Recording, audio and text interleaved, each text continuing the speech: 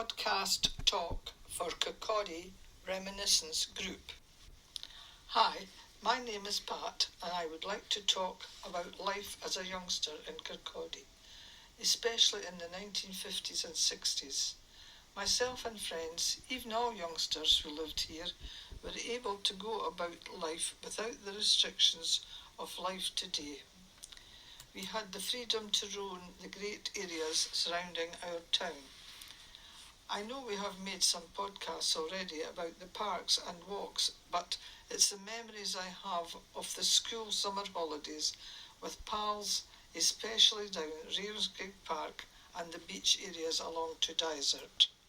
The day would be either cross over Factory Road and go down the many steps at the side of Ravenscraig Park and go straight down to the beach, or we could go in the main gates at the Ravenscraig Park to start our daily adventures. Whatever one we chose would always become a day full of fun and carry on. If we decided on the steps which led down to the beach, it would be a day full of rock climbing, getting our feet wet, slipping in the rock pools when looking for crabs and pool life, or picking up some strange things that had been washed up with the tide. The castle, which was situated on a fairly steep rocky prominence, was quite an adventure in itself. Youngsters were forever getting chased by the park ranger for being in the grounds. I can't remember it being open to the public at that time. Construction of the castle was started in 1460 by James II for his wife, but due to various happenings, it was then passed on to William Sinclair, 1st Earl of Caithness. He continued and finished the construction of the castle and the walls and turrets that take us along to the back of the Aisler and Dysart. It was later passed to the Earls of Roslin, who in turn sold it to Sir Michael Nairn in 1896.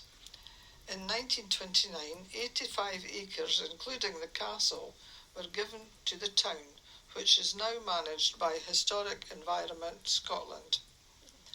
The reason I have deviated a little and included a potted history of the castle is because of the names. It made me realise where a lot of our street names originated from. Getting back to the sands, there was a walkway that had been built so you could get to the next bit of beach when the tide was in. On the way round there was a large cave. It always felt a bit scary and smelly and had rats, so we left that to the lads to explore.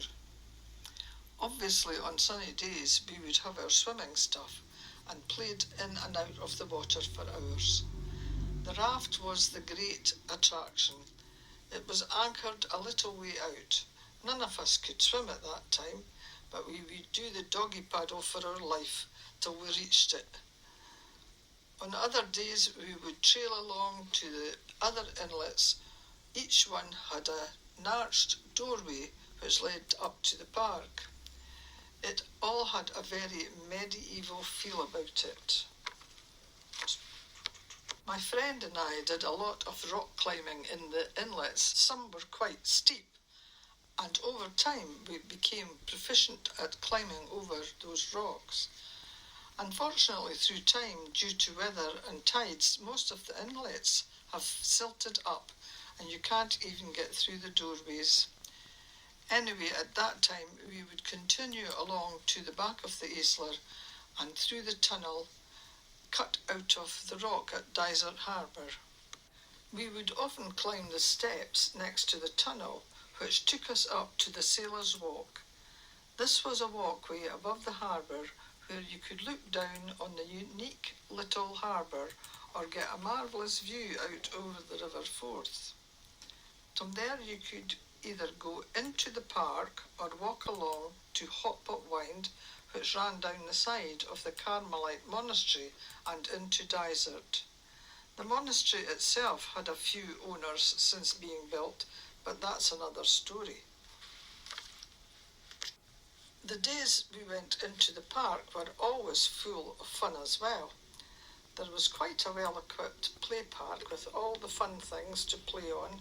Many of them are not allowed in today's parks in case you hurt yourself. Well, I suppose we did hurt ourselves now and again, but I think we became more aware of what not to do so it didn't happen again. There were nice tennis courts, a putting green and pitch and putt where you could hire the equipment you needed, and that always wiled a few hours of fun. The park had a large grass area, mainly on a slope, which also provided us with a place to gather with friends and just have a general chat and capers. Further along the park towards Dysart was a wooded area. I think we used to know the names of all the different trees, especially by their leaves, fruits or seeds. That also applied to all the different birds and their eggs. It was quite a thing to collect items and either press them or put them in scrapbooks. The days before technology. Down at the bottom end of the wooded area there was a sort of shed-stroke-summer house. It was situated just above the Sailor's Walk, and you could look out of the windows down to the harbour or across the Forth. I'm sure there would be plenty nonsense went on in there. Ha ha. Say no more. Well, that's how I remember some of my favourite years. Hope it brings a few back to others as well. Oh, and one thing more for Blair. There was a toilet block. Hi.